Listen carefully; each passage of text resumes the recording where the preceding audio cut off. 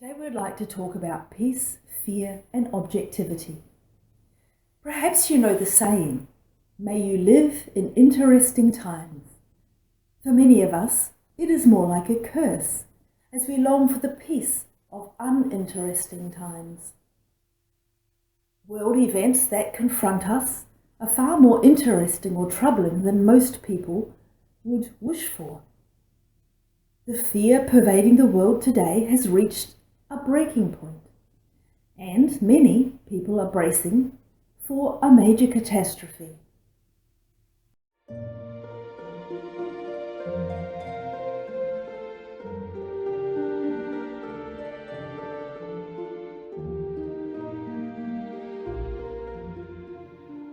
If you watch the media, we seem to have moved from a contentious debate about catastrophic climate change to openly discussing the pros and cons of nuclear war, and with the psychopathic indifference to the fact that either scenario would destroy life on Earth as we know it. As we are facing the same bleak scenario that drove world leaders together in the 1980s, the scientific fact that nuclear war is unwinnable, gripped by a collective amnesia, politicians and warmongers are refining their plans, while the rest of us sit by in stunned disbelief. It is a bizarre attribute of the human psyche that we cope with such stress and fear by compartmentalizing our reactions and behaviors. We carry on our banal daily existences as if nothing is amiss, while our expectations of a peaceful future are put on hold, replaced by fears of an incomprehensible yet clear and present danger. We might rationalize such behavior with the belief that we have no control over the situation. But we must ask, is this really the case? Have we really placed our destiny, indeed the lives of nearly 8 billion human beings, in the hands of so few? And what of the countless other life forms on our planet? Surely the advancement of humanity over the last 100 years has not been to bring us this. All this rhetoric and brinkmanship is a prelude to Armageddon, the ultimate battle between good and evil. When did we buy into this? Or do we simply not have a say? Since birth, we are taught that we stand for goodness, and all other perspectives and ideologies are the opposite, and therefore inherently evil.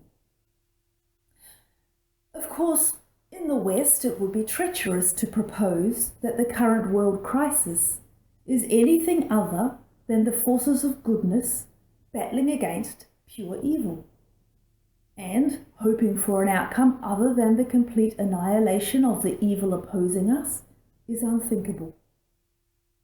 Our cancel culture makes short work of anyone expressing views to the contrary.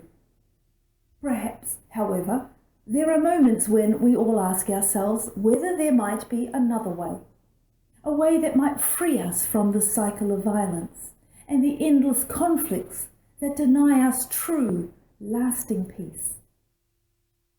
Certainly the moments of peace we do find are all too fleeting. Indeed, we might even ask, is it actually possible to experience true peace? To break free from the fear that keeps us from being truly free and truly happy? Well, the Golden Rosy Cross proposes that the answer to this question is a clear and emphatic yes. Since the beginning of time, humankind has seen many prophets and sages come and go, bringing messages of peace and enlightenment into the world. But for many people today, this begs the question of why these impulses have not brought us lasting peace, a question that deserves an answer. began with the words peace, fear, and objectivity. But perhaps we could have said from fear to peace through objectivity, because only through objectivity are we able to transcend our individual and collective fear and find true peace. Without objectivity, we cannot overcome our fear, and without overcoming our fear, we will never experience true peace. To be truly objective, we need to understand the entire situation, and as we are part of the situation, this necessitates also understanding ourselves. We cannot definitively separate ourselves from a situation or crisis simply by claiming we are just observers. We need to gain insight into our reality of existence, in which even the observer is inseparable from the situation. We long for peace to be bestowed upon us, without realizing lasting peace can only come from within. Fear clouds our ability to use our senses and rationality correctly, creating a circular pattern of action and reaction, a pattern of behavior that is self-reinforcing and, if left unchecked, becomes self-destructive. The advice of the Golden Rosy Cross is that anxiety, worry, and fear are your greatest enemies. And the great secret of the new mode of life lies in relinquishing all I-centrality, all thinking, willing, feeling, and doing that is kindled by fear. We know that there is more to being a human than just the physical body. If we also gain insight into the subtle bodies that are part and parcel of us as beings, that is, the etheric, the astral, and the mental bodies, and we begin to understand how they function, then we are much better placed to understand the forces and the influences that enter us and leave us again, and how these can be determined by what we would call the spiritual orientation of our life. The fact is, our thoughts do materialize after passing through our will and our actions. This means the fears that enter us will inevitably materialize into our physical reality. The crises of today testify to this.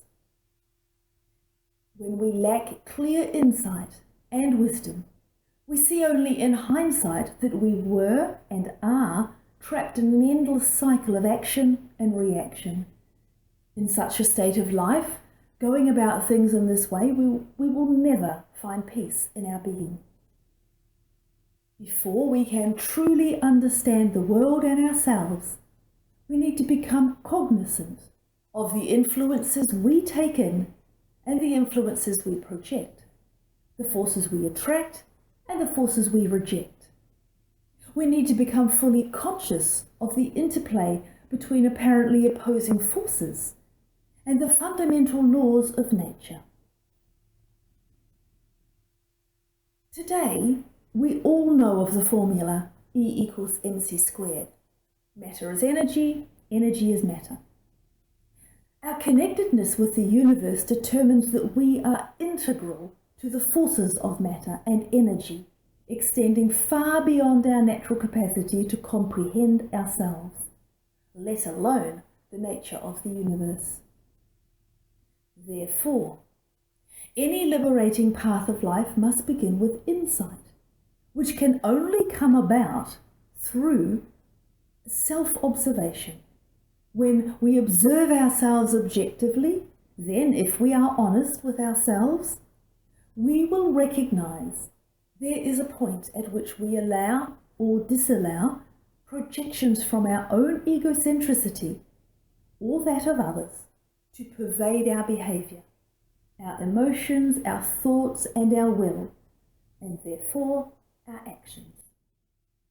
Then we begin to see the bigger picture and the path of true understanding, leading to non-reaction, through which all anxiety, worry and fear can dissipate. Fear then begins to lose its grip on us. We see the positive and the negative, the subjective as well as the objective. Only by living in a purely objective basis are we able to overcome fear. Only when we fully understand that we as human beings and what the purpose is of our life, only then can we understand the basis on which others act, not by judging them, but by objectively observing and understanding all the factors that come into play in any given situation. Of course, the self-knowledge we gain from objective self-observation can be a bitter pill to swallow. When we come to really understand the place we play in the illusionary battle between good and evil, we see for the first time our present contribution to the world situation and our co-responsibility for it. Then we finally realize that in blaming a particular person or people or race or leader or whatever, we are also criticizing ourselves.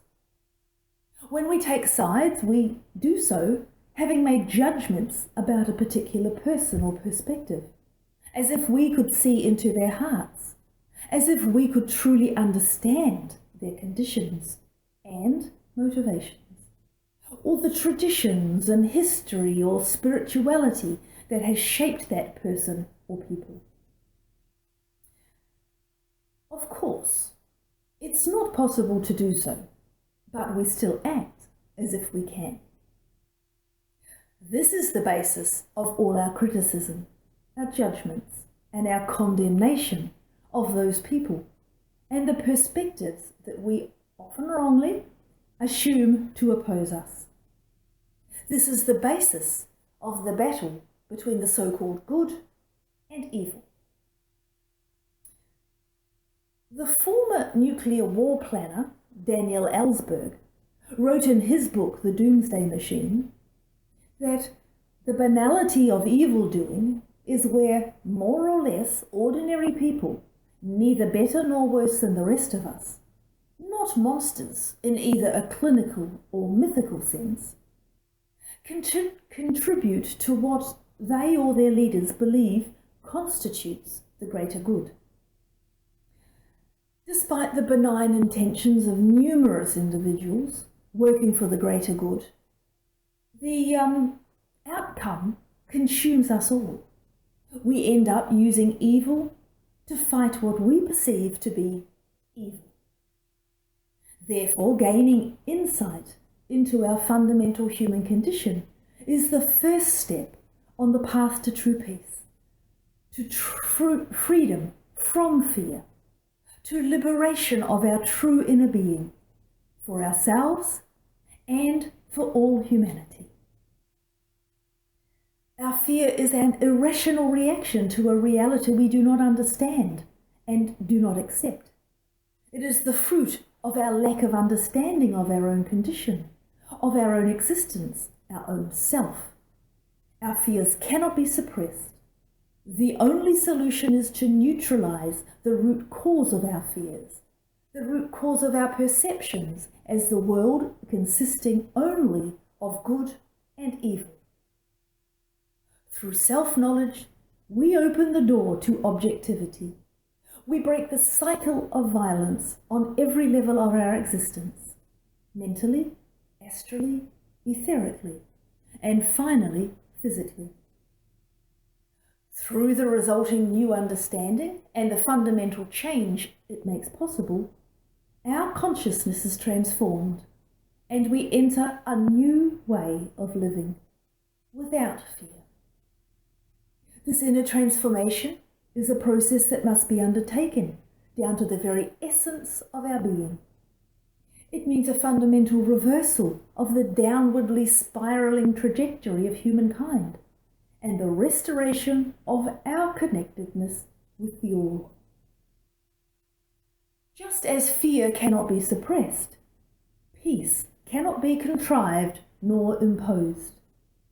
True peace is a fundamental condition of the new soul, the transformed heart and mind, a condition so real, so fundamental, that once attained, it can never be displaced by fear. This path to true peace is the message the Golden Rosy Cross offers you and all humankind.